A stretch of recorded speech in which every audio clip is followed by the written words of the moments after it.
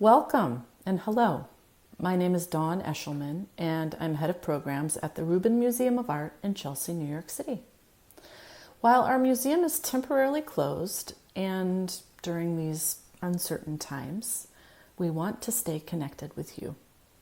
And we will be sharing previously recorded meditation sessions to do so.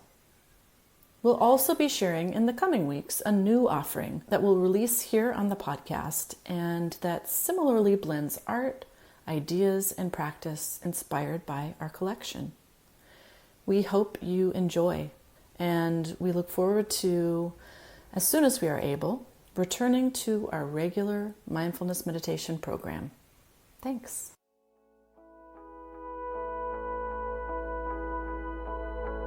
Welcome to the Mindfulness Meditation podcast, presented by the Rubin Museum of Art. We are a museum in Chelsea, New York, that connects visitors to the art and ideas of the Himalayas and serves as a space for reflection and transformation. I'm your host, Dawn Eshelman. Every Monday, we present a meditation session inspired by a different artwork from the Rubin's collection and led by a prominent meditation teacher from the New York area. This podcast is a recording of our weekly practice.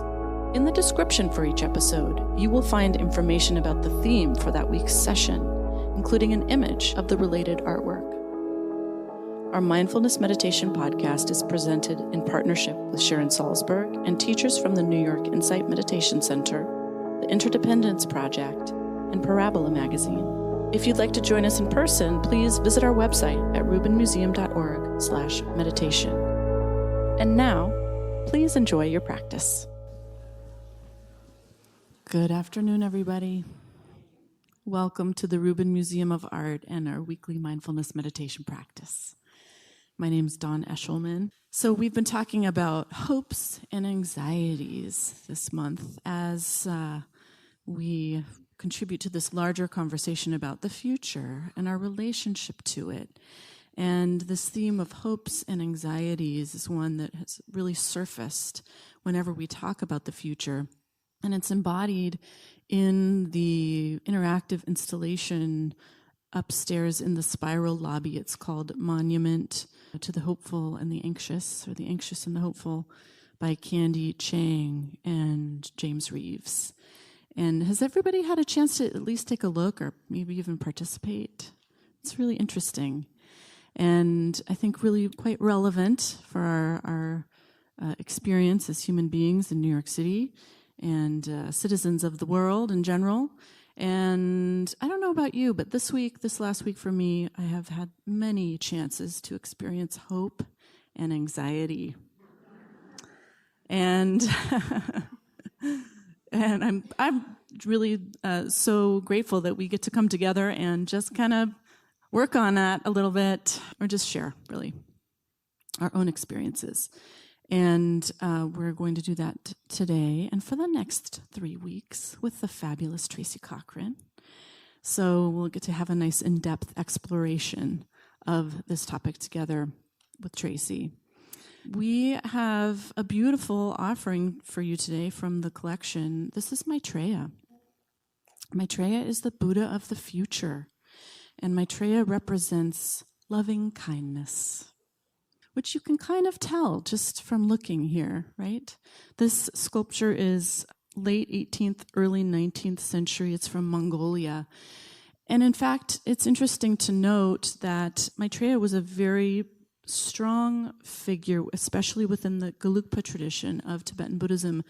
And the Mongols really embraced Maitreya because they were seeking this kind of resurrection of their empire and wanted to look towards a future of loving kindness. And it's just interesting to note that this was the figure that they really clung to in the hopes of that.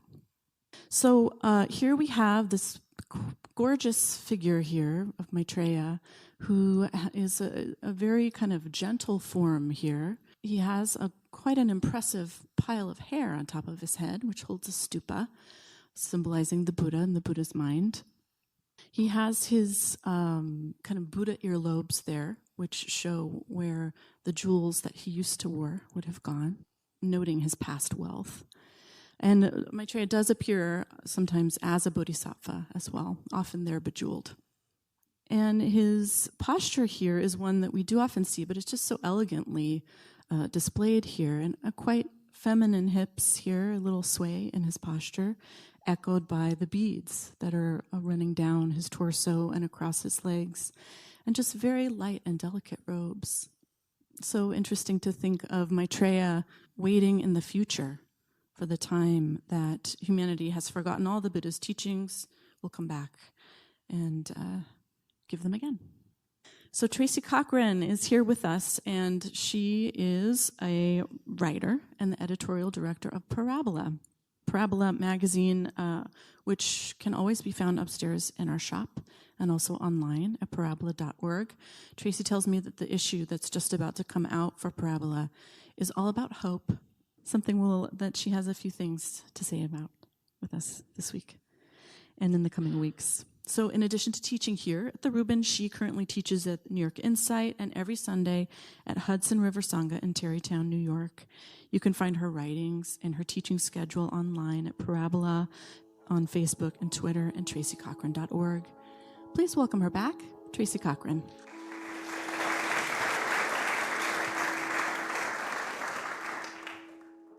I must be honest with you. When I saw this beautiful golden figure looking so dewy and young with his jaunty little swing in his hips, and that this was an embodiment of our hopes for the future, the thought and the sentence that arose inside me was, "Give me a break." Give me a break. Give me a break. And then when I read the fine print, that it was also, by some people, a symbol of a hope to a return to a golden age of empire, it underscored the feeling of give me a break. Because some of us may feel like we're living through the end of an empire, a disintegration. Some of us may have come into the room feeling so separate from the rest of the people here because of their own anxieties and worries. You might feel like your head is so colonized by worries about another person that it's all you can do to be here. If that's how you happen to feel, you have company in this room and beyond this room. You might feel a secret sorrow for your own future. You might have gotten a diagnosis or some other news that makes you wonder what will come. But you're pretty sure it's not this dewy gold figure behind me. If you happen to feel that way, you have company here and beyond this room. And it occurred to me that that feeling of having company might be the beginning of something new. So I wanted to tell you a little story from my own life. I live in northern Westchester, which is surprisingly rural. I take a train. I'm always happy when I get here and there's no big tree down on the tracks. And seriously, and my town is full of people who are either commuters to New York City or steadfastly rural. And they wish New York City could just be hauled out to sea. Really. And we all live together, rural and urban people. And because it's a rural area, I often have blackouts because great big tree limbs come crashing down and they take out all the power. So I have a tree man who comes and he cuts the limbs that come crashing down and saves them from crashing down on my house. And over the years, we've come to have a kind of friendship. And I greatly admire his ability to shimmy up in these great big tall trees with a chainsaw on his belt. I'm really very impressed with his agility. And I could never do such a thing. And one day recently, actually this has happened several times, but this is fresh in my mind. He did this work and cut down all these big limbs that were dangling after our last big storm. And after he finished his work, we talked as usual, and he launched into a diatribe of political views that couldn't be further from my views. And his vehemence was so great that I realized I'm not going to argue with him. I'm not going to engage. But I did listen. I looked at him and I watched him because I kept contrasting his kindness to me. Every time a big limb came down, his pickup truck came rushing over to help me. He was kind to my dog. She loved him. And then this hate coming out of his mouth, or certainly this vehemence. And then I began to notice that I was just listening and watching his posture, which was defensive. Noticing that maybe he picked up on that big Buddha that sits on my front step. There are all these kind of hippie-ish liberal giveaways in my yard. But he was in a kind of battle stance. He was kind of embattled. But I just kept listening. And slowly, he didn't quite calm down, but something began to deepen. And he finally said to me that his father used to beat him when he disagreed, when he didn't give him the proper respect. And in that moment, I suddenly shifted, it was like the center of gravity in my posture shifted from my head to my center. And I could perceive him as someone deprived and embattled. And it's not like wisdom poured out of me in that moment. I didn't persuade him of anything. And our conversation ended like this. He said, "Well, okay then, Tracy. I'll be back around in a while to cable those big maple trees so they don't come down on your bedroom." And off he went with a smile. But there's something that had changed between us. I realized that there was an accord between us that didn't have to do with having the same views. It was just compassion for a moment, person to person. And I am a great admirer of Dag Hammarskjöld, the great UN Secretary General, the great man of peace and statesman. And he said, freedom from fear could be said to sum up the whole philosophy of human rights.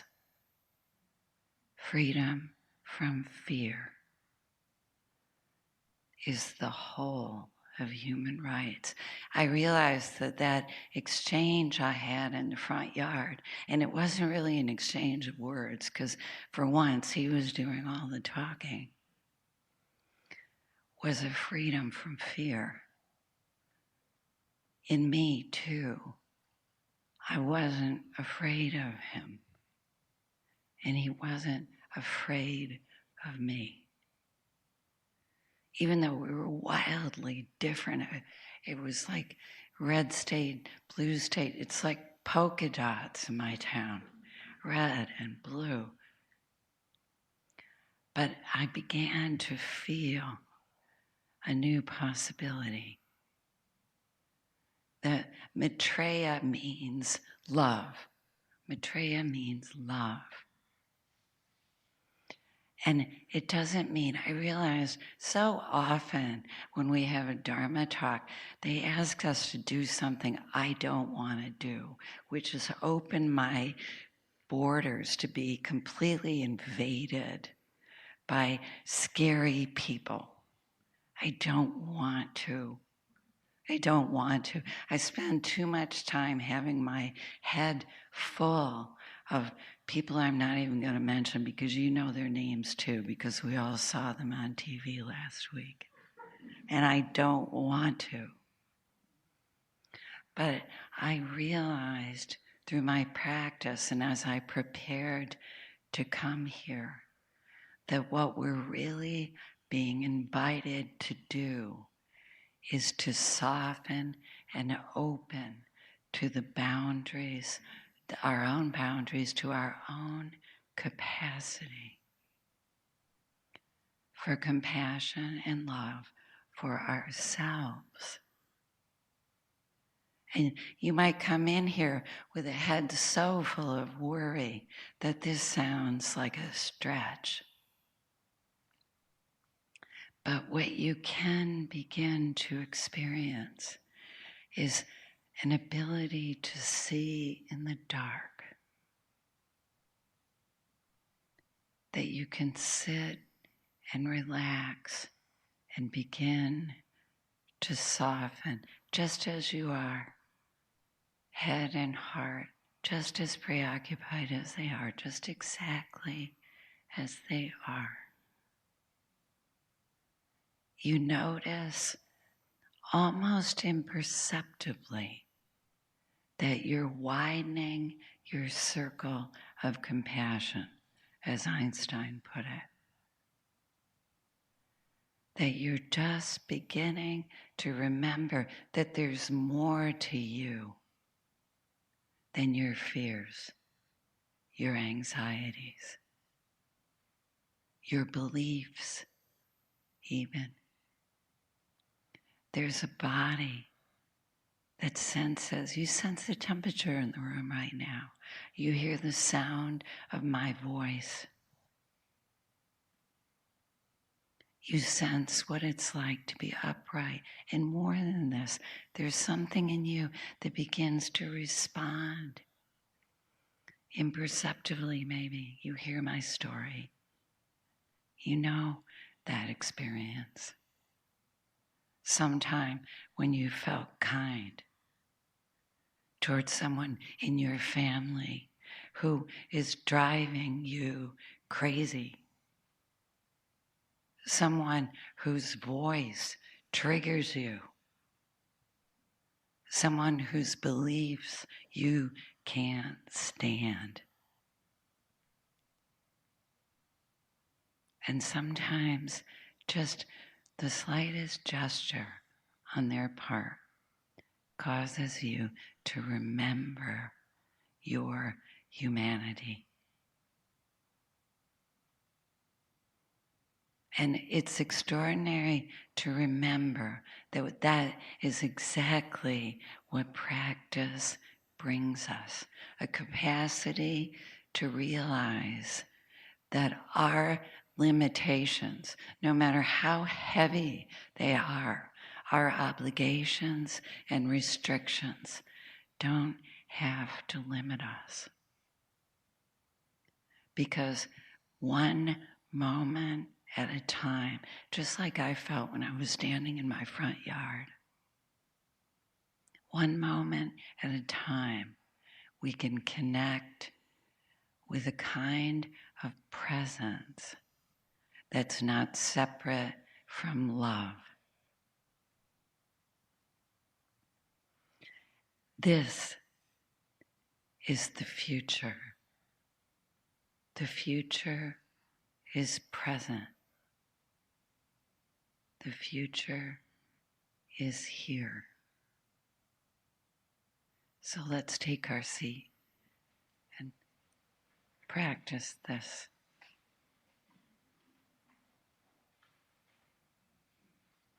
So we have our feet firmly planted and our back straight. Noticing how it feels to be in this body right now.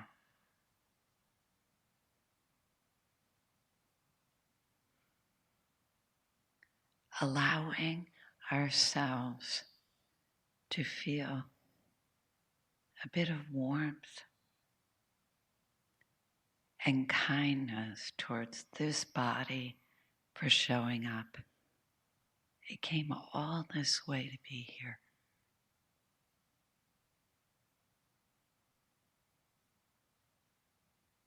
Noticing without thinking about it the basic goodness and goodwill of this body. It wants to be here.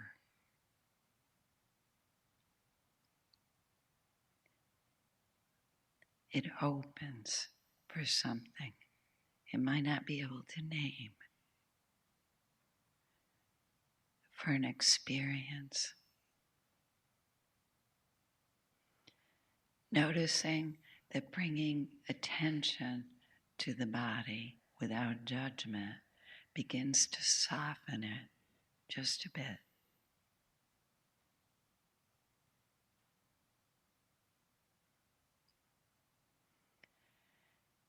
And as this begins to happen, allow the attention to come to the breathing without seeking to change it. Just notice the breathing.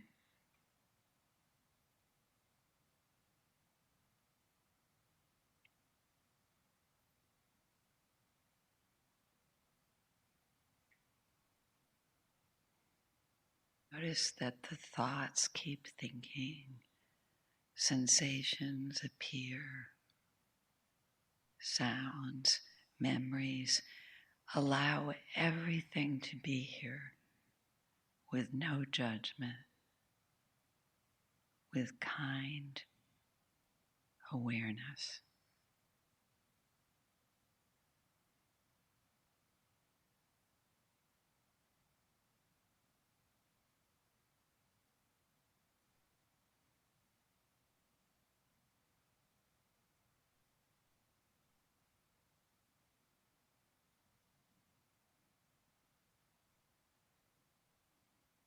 Notice that when you find yourself thinking or feeling or picturing, you can gently come home to the breath and the body and this presence of being here,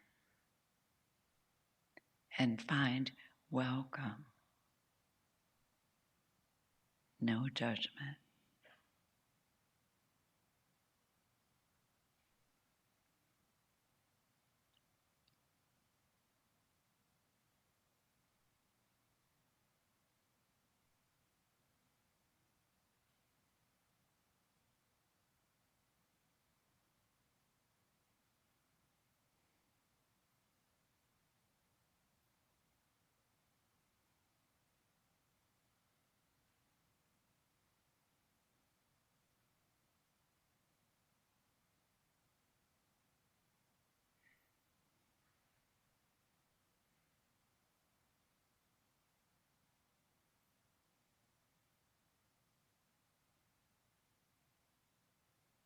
Notice the coming home to the breath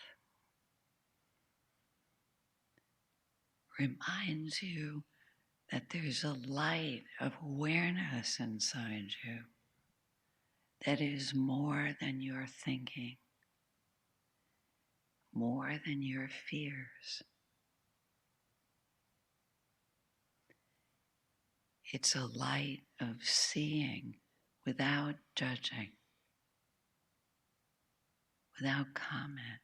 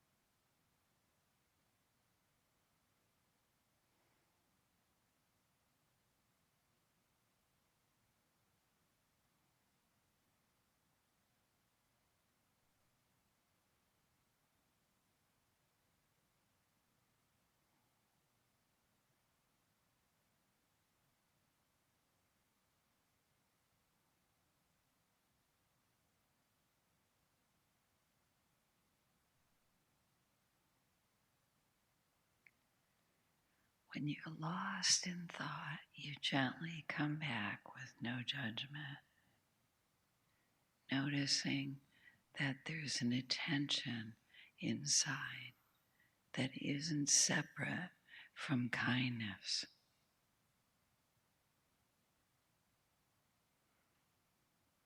that wishes to be here.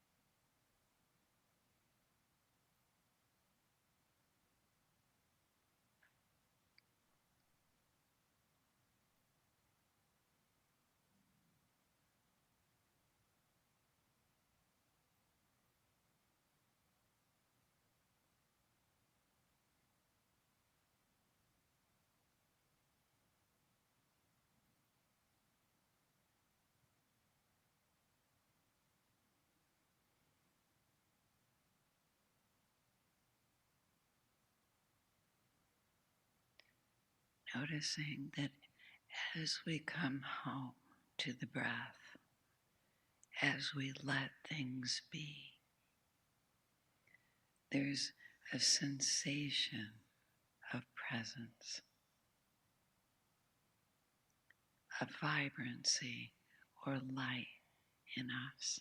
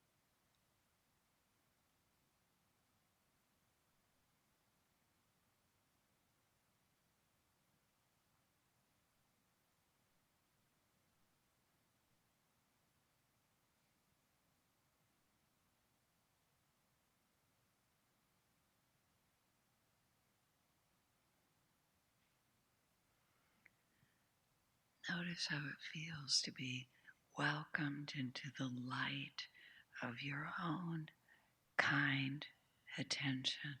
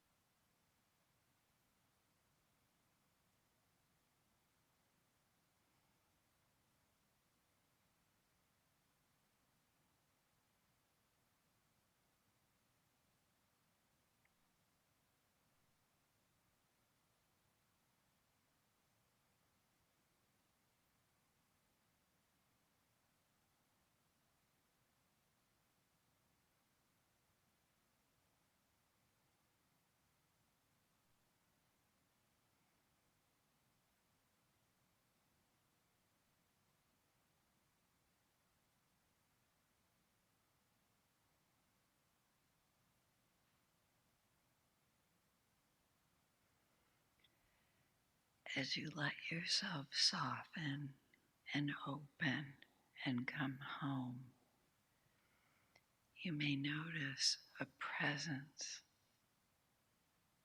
that's larger than you think you are.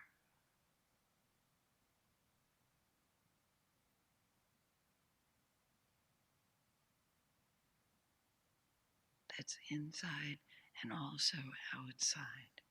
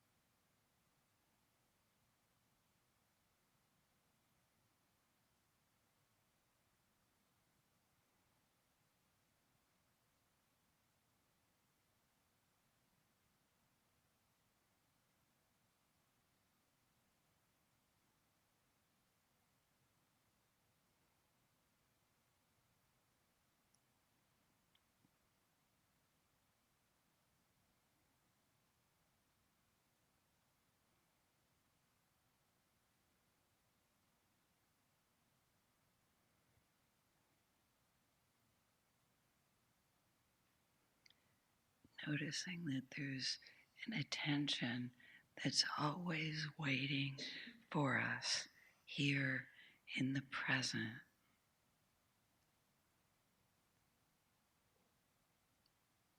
That isn't separate from love and kindness.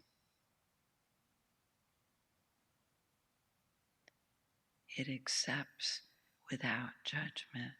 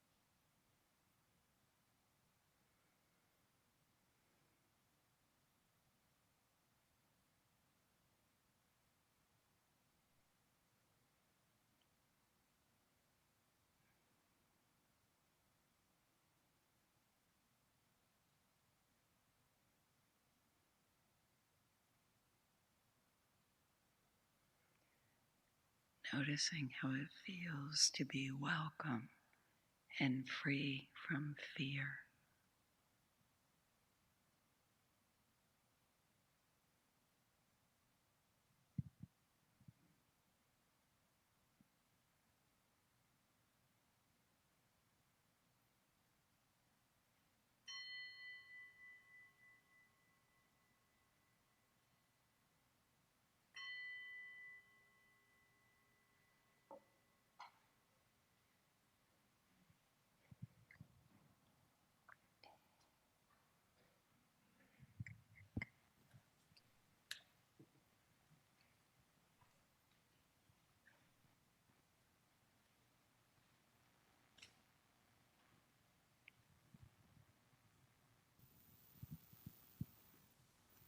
Thank you, Tracy.